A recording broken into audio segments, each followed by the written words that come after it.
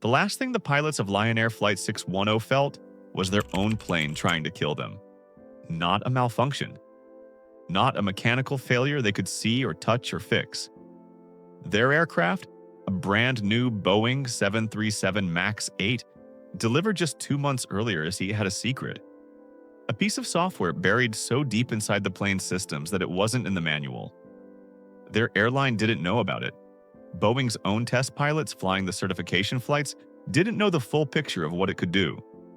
And for the last 4 minutes of that flight, those pilots pulled back on their controls over and over, trying to bring the nose up, and the plane kept pushing it back down. 189 people, 13 minutes after takeoff. Gone. Now here's what I need you to understand before we go any further, because this is the thing that should keep you up at night. After that crash, the plane kept flying. Boeing knew something was wrong. They issued a bulletin, and the 737 MAX continued carrying passengers for 5 more months. 5 months later, Ethiopian Airlines Flight 302. Same aircraft, same system, same failure. 157 more people dead, 346 people total. And the reason they died wasn't a bolt, wasn't weather, wasn't pilot error. It was a financial decision made in a boardroom. And I'm going to prove that to you, with Boeing's own internal emails. To understand why Boeing did this, you need to understand what Boeing used to be. This is a company that built the B-17 Flying Fortress, the 747, the first stage of the Saturn V rocket that put men on the moon. For most of the 20th century, Boeing wasn't just the world's best aircraft manufacturer. It was the gold standard for what engineering culture was supposed to look like. Engineers ran the show. Safety wasn't a department, it was a religion. And then in 1997, Boeing merged with McDonnell Douglas, a company that was bluntly failing.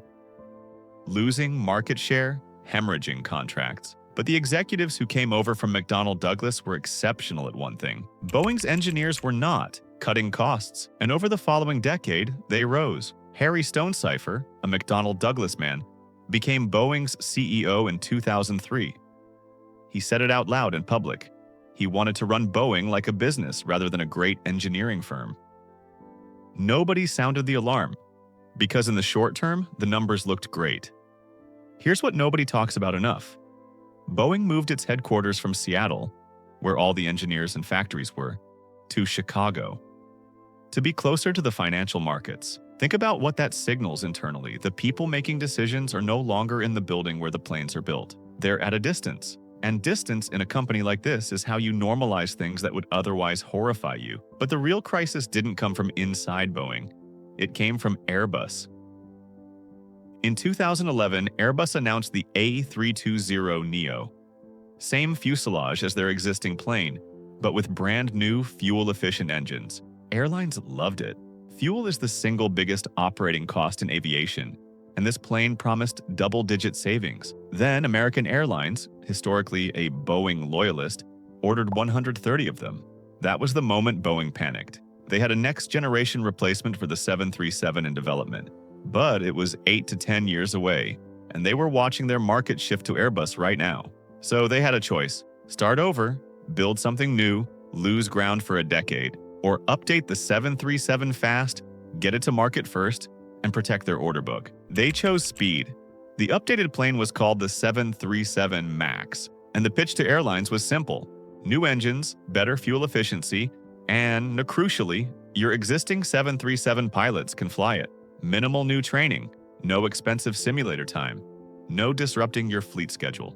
Southwest Airlines even had a contract clause that gave them compensation from Boeing if pilots needed significant new simulator training. Read that again. Boeing had a contractual financial incentive to make sure pilots didn't need to learn anything new about this plane. Now here's where the physics problem arrives. The original 737 was designed in the 1960s, it sits low to the ground, and the new fuel-efficient engines were significantly larger than the old ones. So engineers had to mount them further forward and higher on the wing to make them fit. That changed the plane's aerodynamics. In certain conditions, low speed, high angle of attack, the aircraft now had a tendency to pitch nose up. In aviation, an uncontrolled nose-up pitch at low altitude can become unrecoverable. So Boeing built a software fix, the Maneuvering Characteristics Augmentation System, MCAS. It would automatically push the nose down when sensors detected that dangerous pitch. After the second crash, investigators started pulling internal communications. And what they found tells you everything about what Boeing had become. In 2016, 2 years before the first crash, one of Boeing's own engineers wrote this about the MAX. This airplane is designed by clowns, who are in turn supervised by monkeys. In 2017, another internal message said the MAX was a plane I would never put my family on. These aren't whistleblowers who got fired and went to the press. These are people actively working on the aircraft, people inside the system, watching the pressure, writing it down, and apparently concluding that writing it down internally was enough. That's what normalization of deviance looks like from the inside. You see the problem, you say something, and then the machine keeps moving because the financial logic is louder than the safety logic, right up until it isn't. There's one more piece of this you need to know: the FAA. For years before the crashes, Boeing had been granted authority to conduct much of its own safety certification, a process called Organization Designation Authorization. In practice, this meant Boeing's own employees were acting as FAA representatives, certifying their own aircraft. The watchdog wasn't watching. It had been handed a leash and told to hold it itself. Here's the part of this story that most channels won't tell you. Because it's uncomfortable. Boeing didn't fail because it was run by villains. There was no meeting where someone said, "Let's cut corners and let people die." Every single decision that led to 346 deaths was individually defensible inside the system Boeing had created. The MCAS disclosure decision? Financially rational? The single sensor design?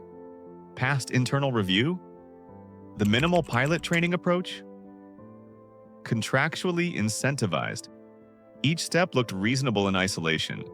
The catastrophe only happens when every corner you cut lines up at the exact wrong moment. That's the trap. And this is the lesson that goes way beyond Boeing. This is what happens to any institution, hospital, bank, government agency, any company you trust with your life. When the gap between what they say they value and what they actually reward becomes wide enough, Boeing didn't stop caring about safety.